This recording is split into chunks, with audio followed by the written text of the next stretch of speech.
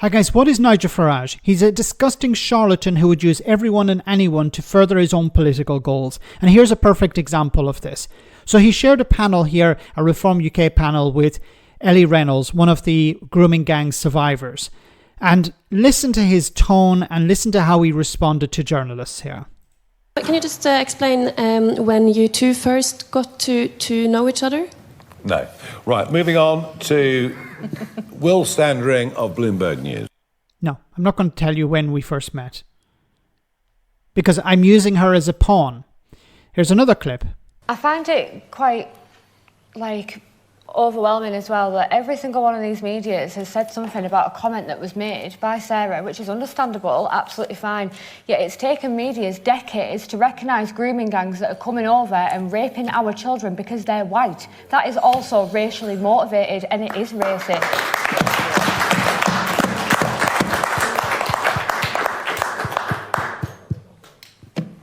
100%. 100%. Gosh.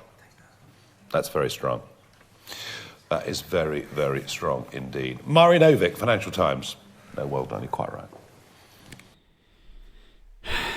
I feel sorry for Ellie Reynolds here. She's clearly very angry, and rightly so. But Nigel Farage is not your saviour. Nigel Farage is not going to deliver justice for you. Nigel Farage is a charlatan. If you don't believe me, go and ask the fishermen, the farmers, the people who were sold Brexit, told that everything would improve if they voted for Nigel Farage's Brexit. Listen to people who voted for Boris Johnson and Nigel Farage in 2019, the Brexit party at the time. They were told things would get better. Boris Johnson, he'll get Brexit over the line, and at the same time he'll build 40 new hospitals. He'll level up the north, all of it based on lies. And Nigel Farage, somebody who has made a career out of lying to people, tricking them into voting for him and his parties. What has he done for the people of Clacton? Nothing. And now he's complaining that he's not getting a question at PMQs. Well, when he does get a question at PMQs, he hardly ever brings up a point related to his constituents. It's just about him, talking about Trump or talking about international issues when he's supposed to represent his constituents. Nigel Farage is not your friend. Nigel Farage is not on your side. He's using you to attack the government. Him and the Tories are more interested in using the victims of the grooming gangs to bring down the government than to seek justice for them. Where was Nigel Farage when the Tories were not implementing the findings of the last inquiry?